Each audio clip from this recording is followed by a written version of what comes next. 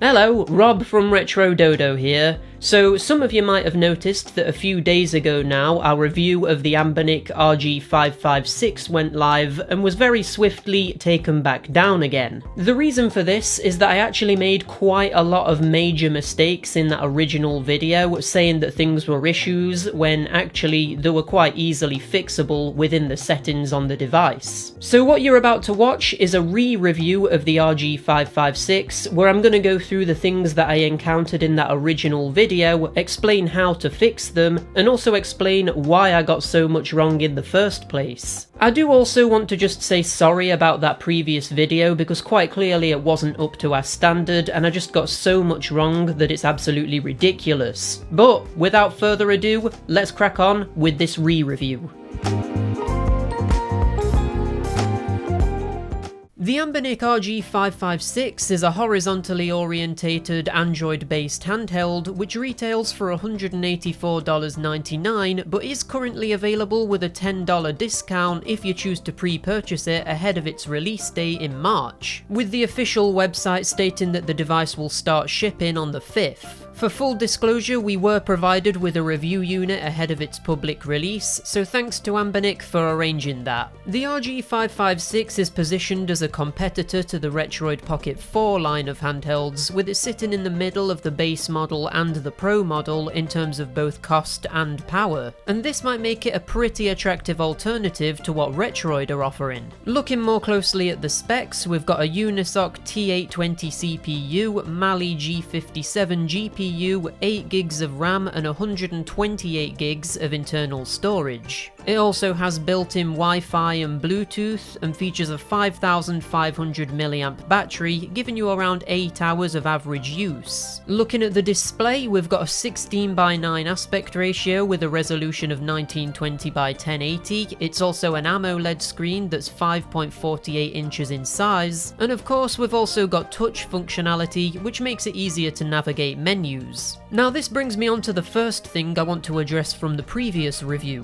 I mentioned that although the screen is really good on paper, it has this weird blue tint to it which ends up making the display look a little bit off at times and kinda lets it down. However, what I didn't realise is that you can actually fix this. You just need to go into the main settings menu, then display, then colours and contrast, and then set the screen to standard mode. This completely fixes this weird blue effect on the screen and makes it look pretty incredible. Now, to my credit here, this really should have been the default display mode, and it's very strange that you would have to dive into the settings to rectify this, but it is fixable, and I should have spotted that during my initial testing, so that's definitely on me. The bottom line here though is that the screen is great, and actually better than what's being offered by Retroid thanks to its bigger resolution, and the fact it's an OLED screen too. Taking a look at the actual build of the RG556 now, the standout feature for me is the grips on the back of the device, which give your fingers somewhere to naturally rest and make the device extremely comfortable to hold. I've used this thing quite a lot now and I have absolutely no complaints with how it feels. The shell is made of this smooth glossy plastic which I was worried would feel a bit slippery, but surprisingly it actually doesn't slip around at all. It actually has a decent amount of weight to it, coming in at over 330 grams, which makes it feel like you're getting a premium product that isn't going to fall apart in your cold, clammy hands. The Analogue sticks are very similar in feel and size to a Nintendo Switch Joy-Con, but feel sturdy and are even Hall effect sticks, meaning that they shouldn't drift like the Joy-Cons are prone to.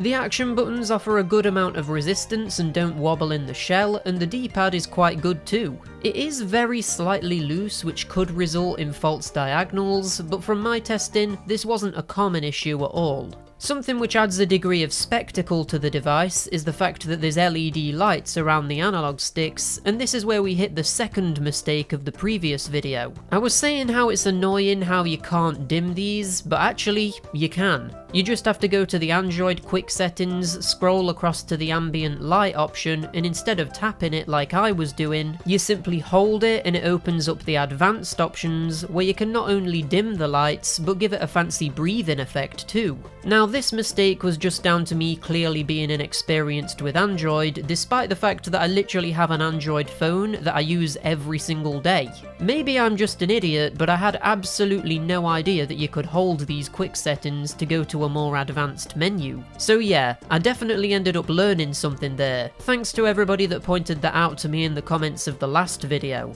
What I will say though is that it is still a little bit disappointing that you can't change the colour of these LED lights. That would have made them even better. But regardless, the options that you do have are pretty cool.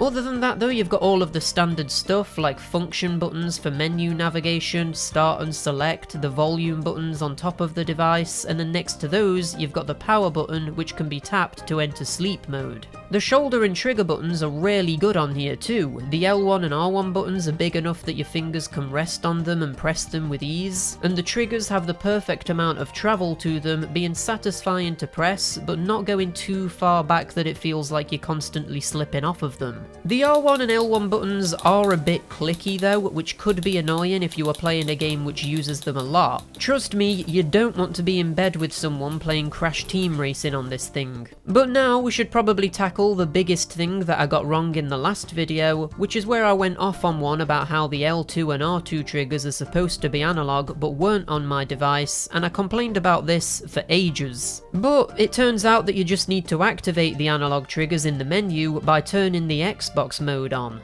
That's it. That just completely fixes the biggest issue I had with the entire device. Now, am I stupid for not noticing this? Yeah. But at the same time, why isn't this the default option when you initially turn the device on? Surely most people are gonna want the analog triggers to be active when you take the device out of the box. And also, why is the analog trigger function tied to swapping between the Nintendo and Xbox button layout? Surely this button layout and the analog trigger activation should be two separate settings on the menu. You've got to admit that is a bit confusing, right? I mean, the main games that utilize the analog triggers are GameCube games which are made by Nintendo, so I never would have thought that changing from the Nintendo layout to the Xbox layout would have impacted the triggers like this. So yeah, while this mistake is definitely on me, I do think it's a little bit understandable as to why I didn't change this particular setting. But I tell you what, I definitely won't be making that mistake again, that's for sure. Again, thanks to anyone that pointed this out in the comments of the last video, it actually ended up really helping. Moving on the bottom of the device you've got a headphone jack, a micro SD card port to expand the storage on offer, and a USB-C port which is used for charging, data transfer, and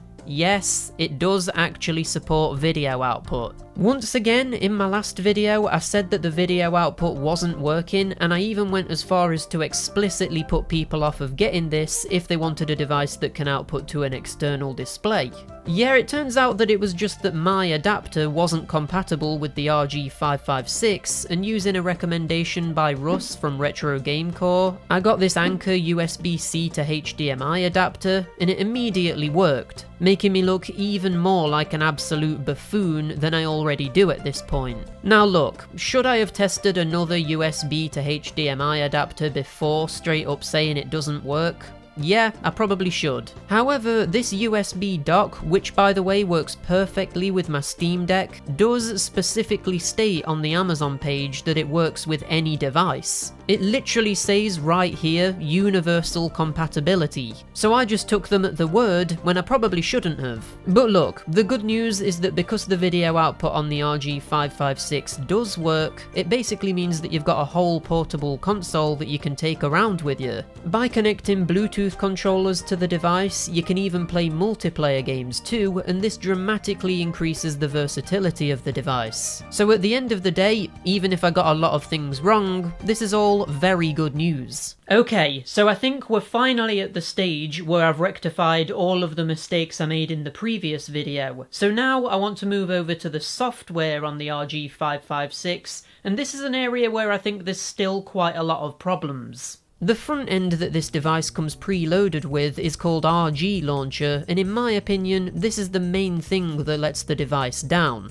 It just doesn't look all that great even when you go through the customization options, and it's a massive pain to navigate through the settings. In the last video I complained that I couldn't find a way of adding games to the front end that was stored on the internal storage, and while I did actually find out how to do that, I still maintain that the UI is so clunky and awkward to use that you're better off just sticking to the Android interface instead. It would be great if Anbernic made their own front end that not only looked sleek, but talked you through the initial setting up process, allowing you to install up-to-date emulator apps, set your ROM directories, configure controller bindings and hotkeys, and access resolution upscaling settings, all without leaving the front end. For now though, this doesn't exist, and you're basically left on your own to download and configure each individual emulator, which can be a pretty time-consuming process, and sort of saps the initial fun out of getting one of these devices. To the RG556's credit, it does come with a lot of emulation software pre-installed. However, I found that a lot of these were outdated and could potentially have resulted in subpar performance because of the amount of updates the software has received since these older versions released. So I would always recommend that you completely uninstall everything and start again from scratch so that you have full control over your apps and you know that they're the recent versions. But after you've re-downloaded and configured everything yourself manually, you're finally at a stage where you can actually get playing, and this is where the RG556 starts to really shine.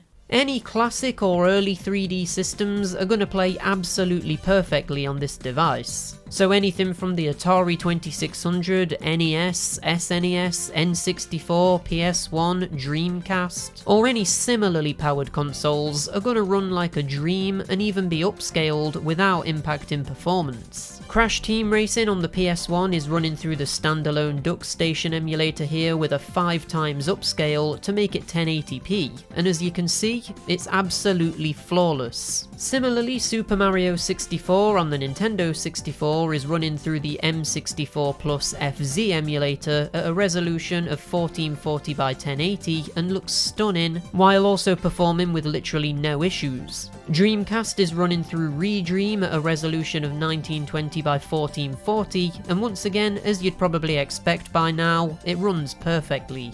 Whether you'd realistically want to upscale these games this much is up to you, but personally, I tend to only upscale to the equivalent of 720p on devices like these, because the difference between that and higher resolutions on a screen this small is going to be very minor. But hey, if you do want to take full advantage of that 1080p screen, you definitely can do that. Pushing into the more demanding consoles, let's start by taking a look at Grand Theft Auto 3 on the PS2, which is running through Ether SX2 at a 2x upscale. Personally, I found that by going up to a 3x upscale here made the performance struggle a little bit when things got hectic. So for these systems, I'd probably stick to a 2x upscale, which to be fair, still looks incredible on such a small display. This is a reasonably easy game to emulate, and as to be expected, performance was great. I also tested Tony Hawk's Pro Skater 3, which was as smooth as butter, and I was very pleasantly surprised by the performance of Metal Gear Solid 3.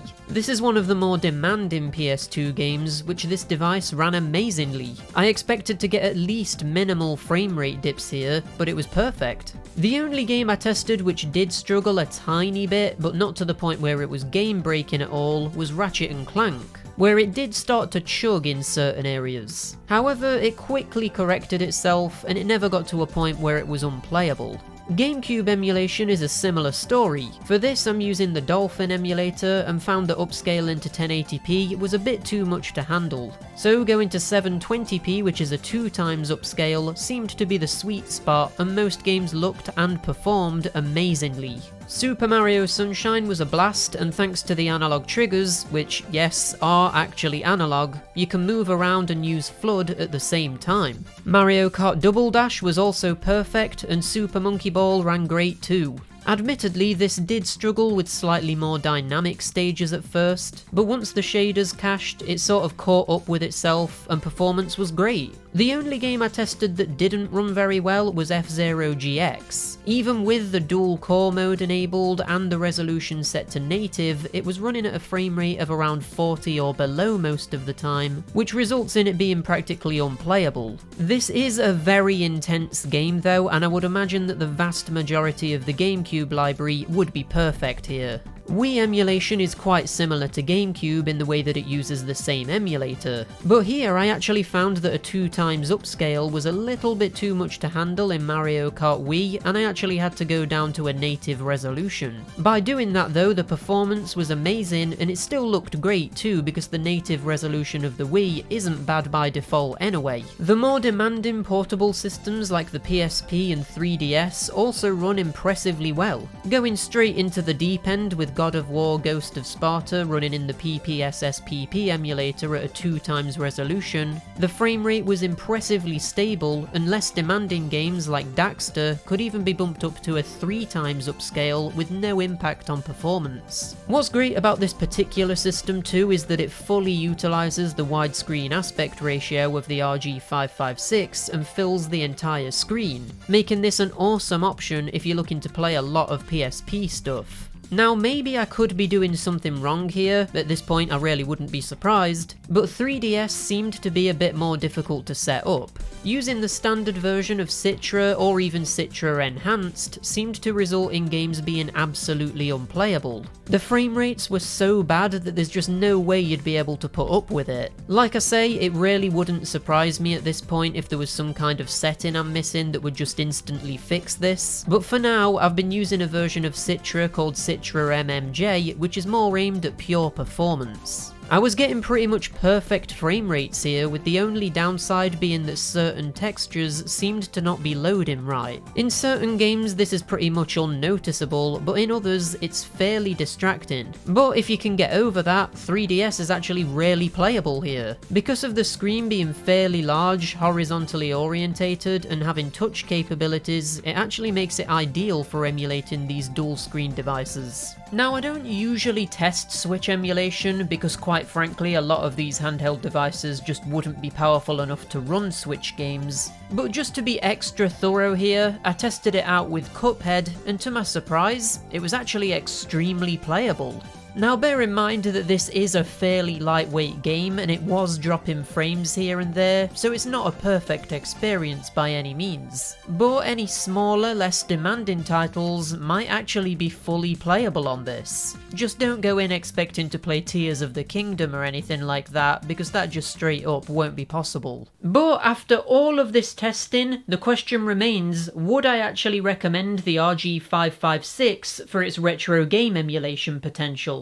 In a complete 180 from the previous review I did on the Anbernic RG556, I actually would recommend it. I'm giving this 8 dodos out of 10. Now that I'm not being a moron and I've sorted out pretty much everything I was complaining about, this is actually an amazing device which is almost unbeatable at this price point. While the Retroid Pocket 4 Pro is slightly more powerful, the RG556 has a better screen and a bigger battery, while also having decent specs itself, which will allow it to play practically everything the Pocket 4 Pro can anyway. Surprisingly, after the last video, there's actually not too much to complain about here, with the only real gripe I have that's actually valid being that the front end isn't the greatest and the setting up process is a bit convoluted, which potentially makes this a device that isn't that well suited to beginners. If you know what you're doing though, or you don't mind doing a bit of research on the setting up process, then I would highly recommend the RG556. It is a little bit of a shame that you can't change the colours of the LED lights around the analog sticks, and it does struggle a little bit with the really demanding titles from the PS2 and GameCube generation, but outside of those nitpicks, this is a great alternative to the Retroid Pocket 4 Pro, and in a lot of ways, might actually work out to be the better choice.